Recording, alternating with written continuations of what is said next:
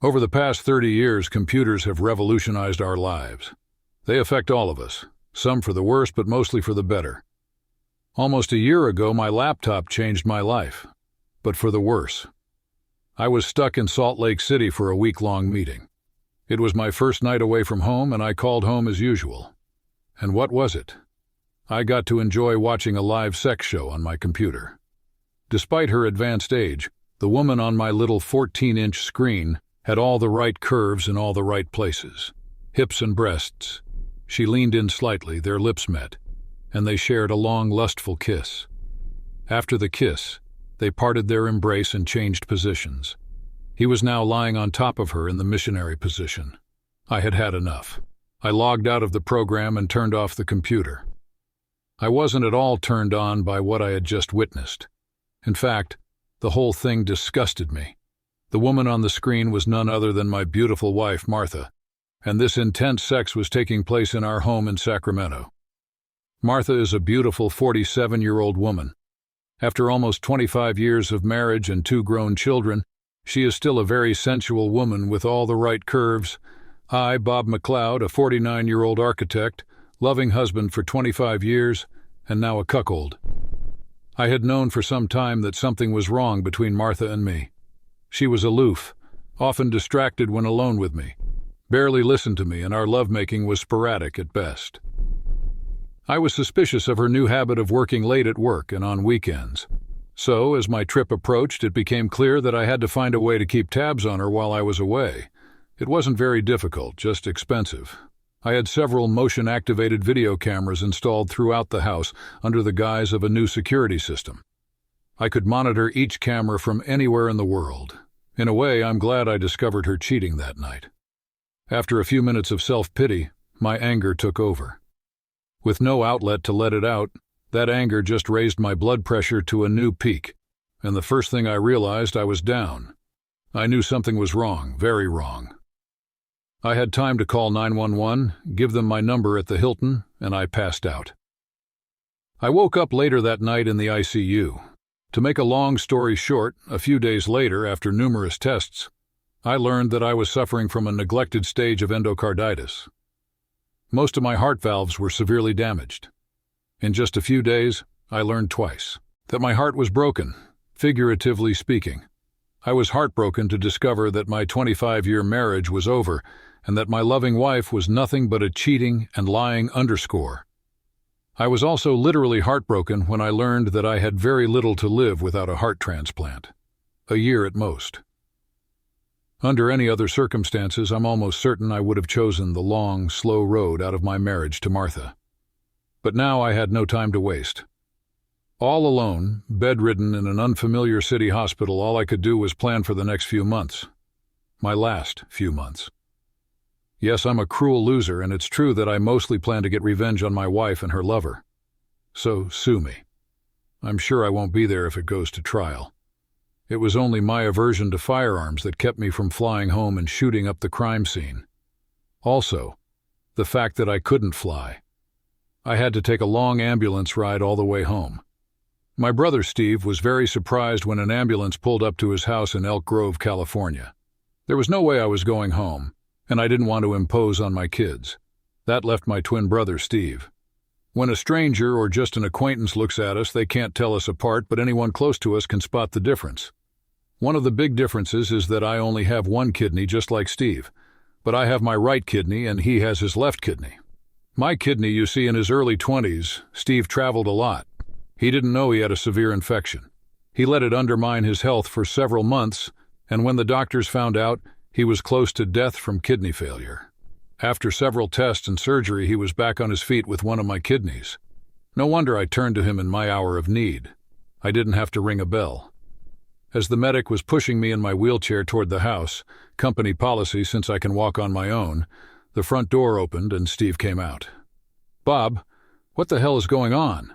What is all this about an ambulance and a wheelchair?" Steve asked. "Well, Steve, it's good to see you too," I said as I got out of the wheelchair. I turned to the medic to shake his hand. "Thanks, buddy. Would you like to grab a coffee before heading back to Salt Lake City?" "No thanks. My wife is waiting for me and I don't want to give them too much to complain about." One wife complaining is one thing, three is quite another, said the medic. Take care of yourself, poor man. I looked at him as he walked slowly to the ambulance, as if he had the weight of the world on his shoulders.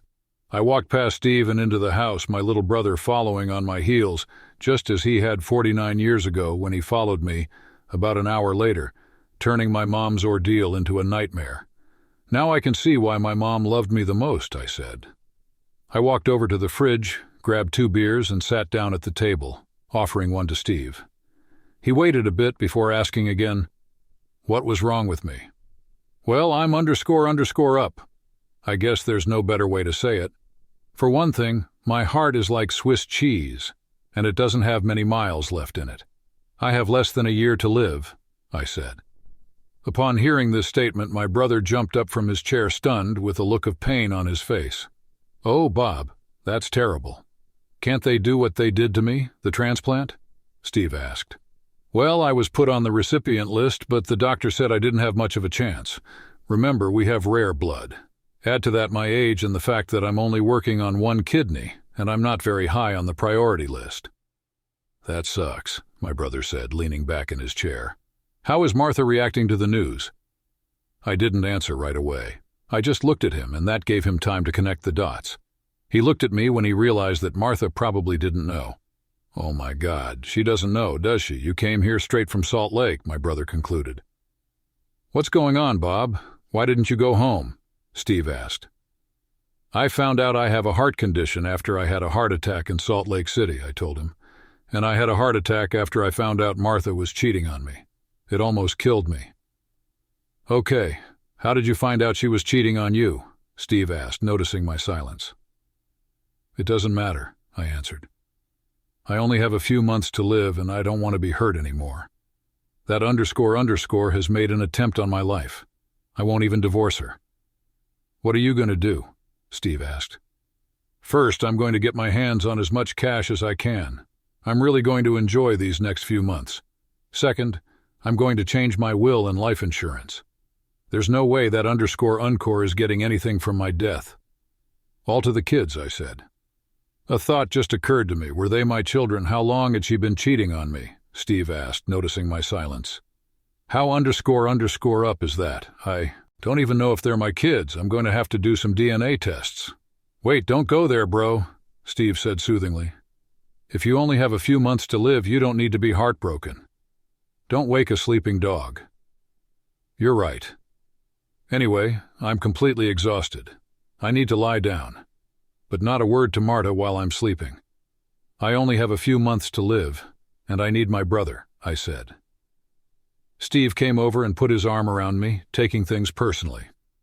The next morning, Steve took the next morning off, then he became my chauffeur for the day. The first stop was the bank. I removed what I could from our savings and cashed out everything we had stored in our safe deposit box. The total amount came to about $150,000. Second, I went to my employer, gave him all the necessary paperwork from my doctor, and quit on the spot for medical reasons. I could swear I saw a tear appear in my cool boss's eyes. Within an hour, I had a check for all my accrued vacation, my unpaid salary, and my 401k. By lunch, I had over $500,000 in cash and checks, and the checks would be cashed as soon as I could. Right after lunch, I had an appointment with an attorney. Steve pounced on me to tell him exactly what I planned to do. I asked him to trust me with everything and promised that he would know everything by the end of the day. When we arrived, my lawyer had everything ready to go. I signed some papers, leaving my kids whatever I still had that I couldn't cash in, and Steve signed on as a witness. It was the country cottage I had inherited from my parents, my car, my boat, and a few other toys. I then signed a power of attorney for Martha, leaving her the rights to all the money she could get from the sale of the family home. We already had about $250,000 in equity, and that was to be her share of our estate. I gave the attorney a letter to give to Martha when he met with her the next day. Dear wife, you sneakily stabbed me in the back. I never would have believed the day would come when I would call you a __ cheater. That's the only name I can use since I found out that you betrayed me, that you stabbed me in the back, that you cheated on me. I loved you, and I really thought you loved me. Now I know the truth. You'll get a power of attorney authorizing you to sell the house. I've withdrawn everything else from our bank accounts. The house is your share of our life together. I'm not a thief, and everything is divided equally. I won't even divorce you. I'll just be happy that I'll never see you again. I'll just leave you and hope you die in agony soon. Go to hell. Bob. Steve read over my shoulder as I wrote the letter. Well, I see you're old enough not to let your pain dictate, my brother said with a sparkle in his eyes. Dad always said you should never let your emotions run your life, I replied. I then went in to see my insurance agent to change the beneficiary of my life insurance. The benefit would be split between my 2 children. I didn't tell the poor guy that there was a good chance that his company would soon pay out on my policy. By the end of the day, I was exhausted again. Steve drove me back to his house as I really needed to rest. The next day, I woke up early and looked at my brother as he was leaving for work. He offered to ask for another day off, but I insisted not to change his behavior too much. As soon as he left, I went back to my room, packed my things, and called a cab. 2 hours later, I was on a flight to Acapulco. I knew that Steve or the kids would never be able to keep a secret from Martha for long, and I was determined to spend the next few months away from this woman. I needed to enjoy life as much as possible, and being separated from my wife was a very good start. I rented a villa and hired a maid cook to help me. She was very helpful, and she was nice to boot. I also contacted a world-renowned Mexican cardiologist. 2 weeks later, I called my children and my brother to update them on my whereabouts. As for my brother, this was in addition to the note I left him explaining that I had to leave the country but would call him soon. Damn it, Bob. Why did you run away like that? My brother asked. And guess who your wife went to for Comfort Corps Encore? It's all right, Steve. I know you can play the part of the considerate guy, I said. Anyway, I'm calling to let you know that I'm living in Mexico, and I'm loving it. The kids are coming to visit me next week, but they promised to keep it from their mom. What about you? Could you come over after that? It's a deal, my brother replied. I'll take a vacation. Where are you? Just get on a plane to Acapulco. Give me the flight number and someone will come get you, I said. You don't trust me to keep a secret, bro? It sounds like it's cloak and dagger. I haven't even told the kids about it, my brother said. I don't want to take any chances. I met Steve at the airport. We grabbed his bags and headed to the waiting limo.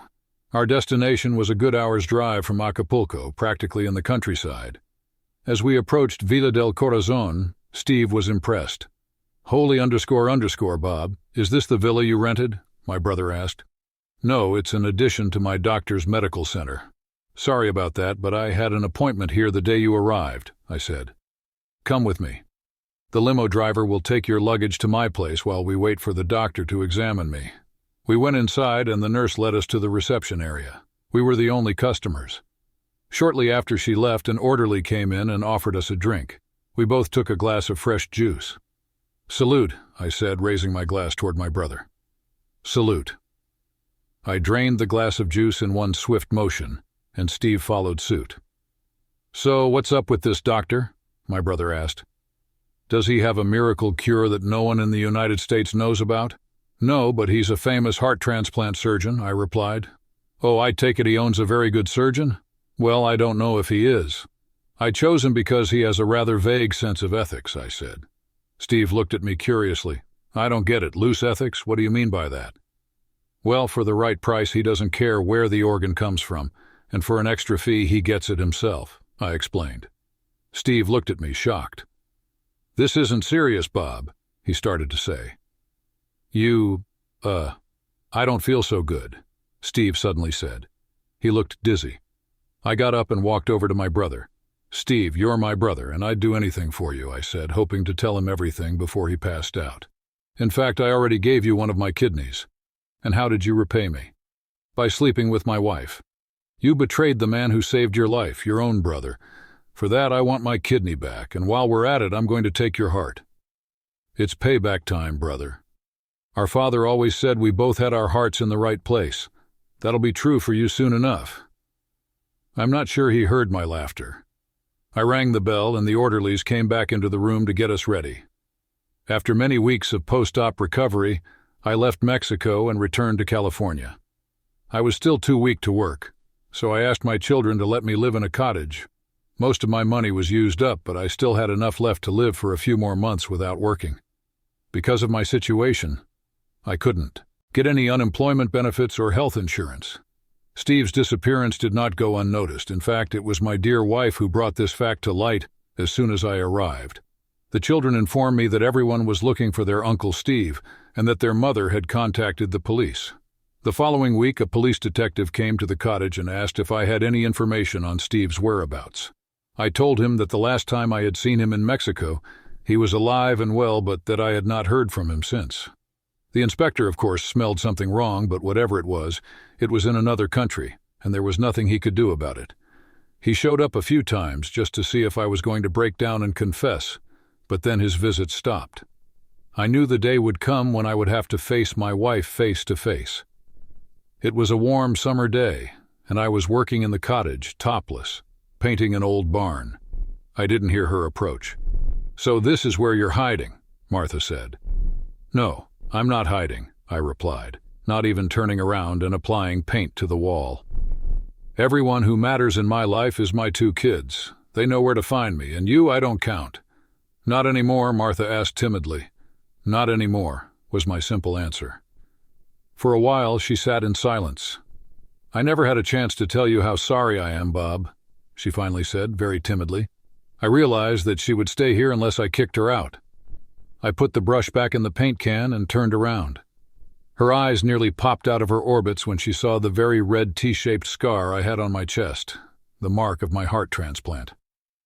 "Look, if it makes you feel any better, just say your piece, and then get the hell out of here," I said. "You have to realize that I don't give a damn about you now, one way or the other." I could see tears streaming down her face, but I also noticed that it left me without any emotion. None. No anger, no pity. Absolutely nothing. "What's that?" she asked, pointing her finger at my chest. My irritation rose. "It's just a scar. I needed a heart transplant, and I got one." "Oh, that's all," she said. "Did the police ask about Steve?" she inquired. "They did." "And what did you tell them?" she pressed. "The truth, that I had no idea where he was, but that a piece of him would stay with me forever right here," I said, tapping myself on my sternum where my new heart was. I turned around to grab my T-shirt. This was some mistake, as it gave Martha a good view of the scar from the newly opened access to my left kidney. "What happened to the scar after kidney surgery?" Martha asked, pointing. I was annoyed and made another mistake. "Yes, and I got my old kidney back," I said. It took a while for Martha to get the message. I saw her face go pale, and then she turned and ran away without even saying goodbye. Good thing I didn't offer her one of my last beers. Shortly thereafter, I got the divorce papers, signed them, sent them back, and never saw her again.